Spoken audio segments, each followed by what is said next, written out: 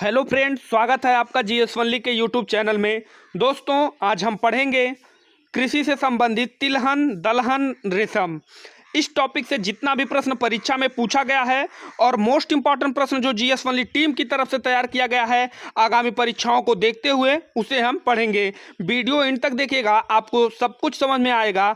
और वीडियो देखने के बाद तिलहन, दलहन, रेशम से संबंधित कोई भी प्रश्न एग्जाम में आपका मिस नहीं होगा।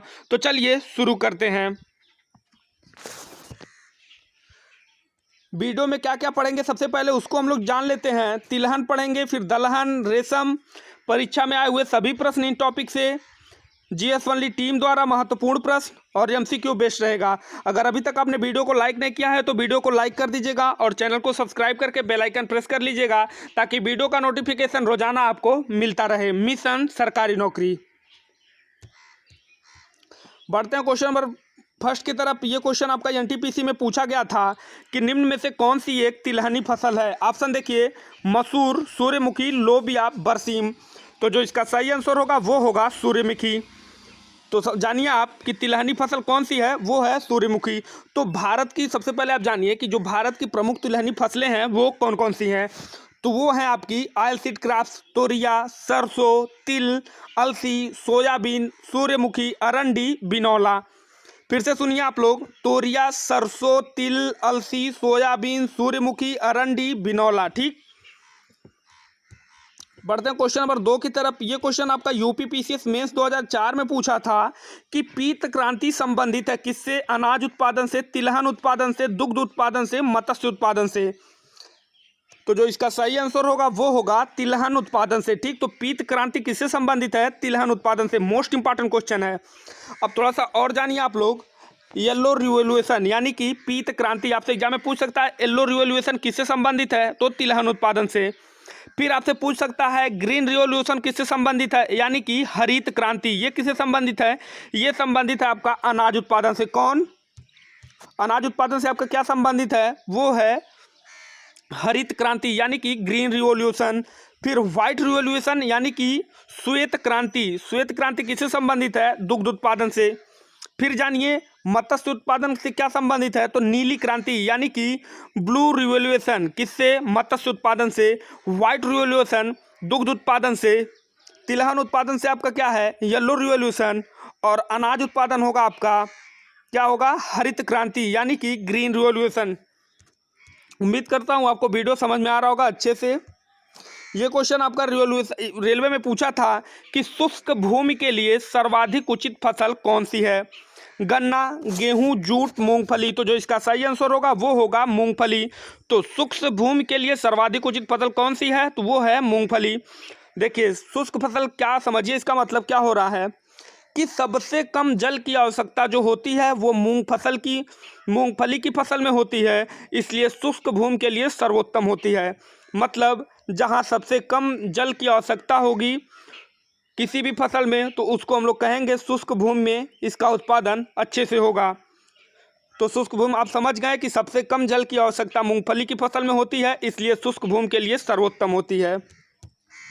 बढ़ते हैं क्वेश्चन नंबर 4 की तरफ। ये क्वेश्चन आपका एसएससी के परीक्षा में पूछा गया था कि भारत में सोयाबीन का अग्रणी उत्पादक कौन सा राज्य है। ऑप्शन देखिए, महाराष्ट्र, मध्य प्रदेश, पंजाब, केरल। तो जो इसका सही आंसर होगा वो होगा मध्य प्रदेश।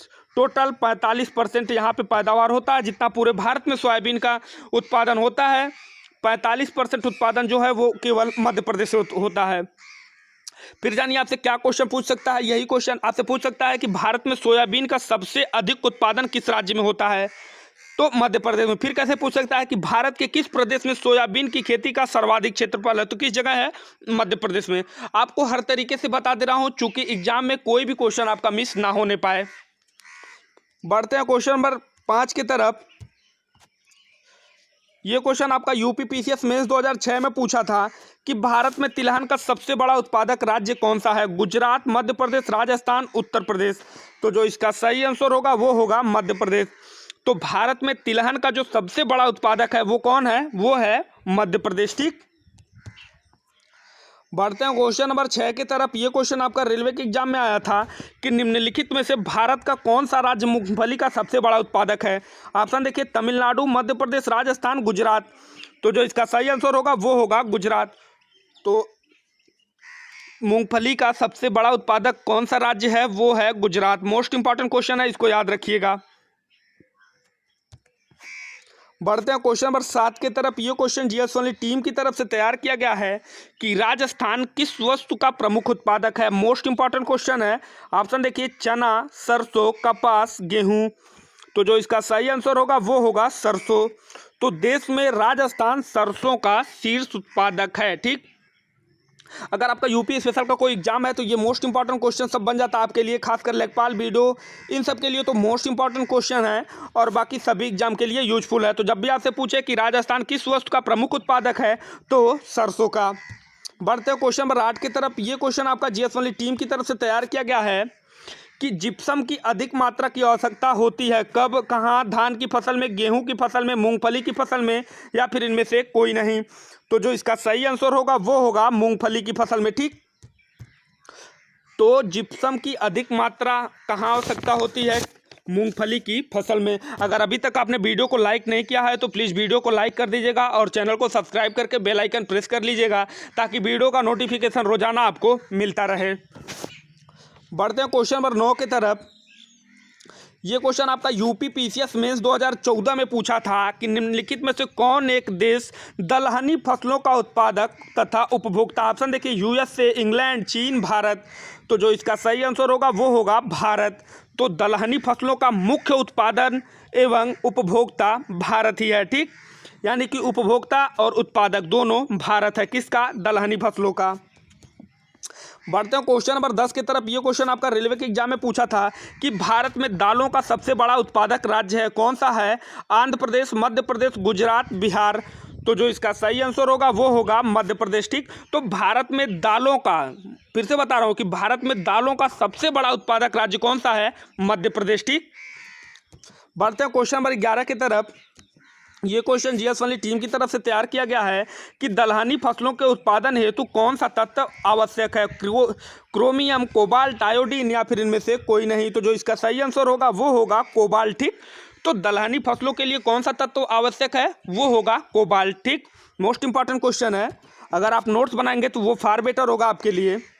Question number 12। ये क्वेश्चन जीएस वाली टीम की तरफ से तैयार किया गया है कि अरहर का जन्म स्थान है कहाँ, अमेरिका, दक्षिण अफ्रीका, भारतवर्ष, या फिर इनमें से कोई नहीं। तो जो इसका सही आंसर होगा वो होगा भारतवर्ष। ठीक, तो अरहर का जन्म स्थान कहाँ है, भारत में। तो प्रमुख दलहन फसल अरहर की उत्पत्ति जो थी वो भारतवर्ष में हुई थी। ठीक, अरहर आपके एग्जाम में यह भी पूछ सकता है कि अरहर की उत्पत्ति किस देश में हुई थी, तो भारत में। बढ़ते हैं क्वेश्चन नंबर 13 की तरफ। ये क्वेश्चन आपका छत्तीसगढ़ पीसीएस प्री में आया था। ठीक, छत्तीसगढ़ पीसीएस प्री 2005 में पूछा गया था कि कौन सा राज्य सर्वाधिक रेशम पैदा करने वाला राज्य है। ऑप्शन देखिए, बिहार, कर्नाटक, छत्तीसगढ़, असम।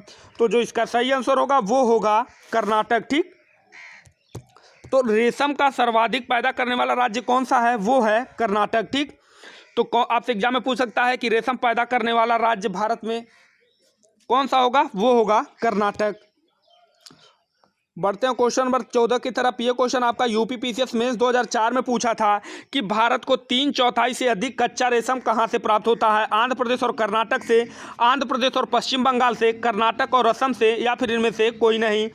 तो जो इसका सही आंसर होगा वो होगा आंध्र प्रदेश और कर्नाटक से। क्या, आंध्र प्रदेश और कर्नाटक से। एक चीज़ जानिए, 60% से अधिक रेशम जो है वो प्राप्त होता है भारत को कहाँ से, आंध्र प्रदेश और कर्नाटक से। कितना, 60% से अधिक। मोस्ट इंपॉर्टेंट क्वेश्चन था, आप लोग जरूर याद करिएगा इसको। ये क्वेश्चन आपका एसएससी में आया था कि मूंगा रेशम की एक ऐसी किस्म है जो पूरे विश्व में केवल भारत में होती है। कहाँ, असम में, कर्नाटक में, बिहार में, तमिलनाडु में। ये क्वेश्चन थोड़ा सा स्पेशल है क्योंकि जो मूंगा रेशम है एक ऐसा किस्म है जो पूरे विश्व में कहीं नहीं होता है, केवल भारत में होता है। कहाँ, तो जो इसका सही आंसर होगा वो होगा असम में। ठीक, तो मूंगा रेशम असम राज्य में सर्वाधिक पैदा किया जाता है। यह राज्य देश के कुल मूंगा रेशम का 91.4% हिस्सा पैदा करता है। कितना, 91.4% हिस्सा पैदा करता है मूंगा रेशम का। कौन, असम। बढ़ते हैं क्वेश्चन नंबर 16 की तरफ। ये क्वेश्चन जीएस वाली टीम की तरफ से तैयार किया गया है। ये हम लोग का लास्ट क्वेश्चन है। अगर अभी तक आपने वीडियो को लाइक नहीं किया है तो वीडियो को लाइक कर दीजिएगा और चैनल को सब्सक्राइब करके बेल आइकन प्रेस कर दीजिएगा ताकि वीडियो का नोटिफिकेशन रोजाना आपको मिलता रहे। तो क्वेश्चन नंबर 16 देखिएगा, निम्न भारतीय राज्यों में से कौन रेशमी वस्त्रों का सबसे बड़ा उत्पादक राज्य है? ऑप्शन देखिए, कर्नाटक, आंध्र प्रदेश, तमिलनाडु, पश्चिम बंगाल। तो जो इसका सही आंसर होगा वो होगा कर्नाटक। ठीक, तो रेशमी वस्त्रों का सबसे बड़ा उत्पादक राज्य कौन सा है? वो है कर्नाटक। कर्नाटक जो है वो भारत का सबसे बड़ा रेशमी वस्त्र उत्पादक राज्य है। ठीक, ये हम लोग का लास्ट क्वेश्चन था। मिलते हैं कल आपसे फिर एक नए वीडियो के साथ। तब तक आप लोग बने रहिएगा जीएस वनली के साथ। मिशन सरकारी नौकरी।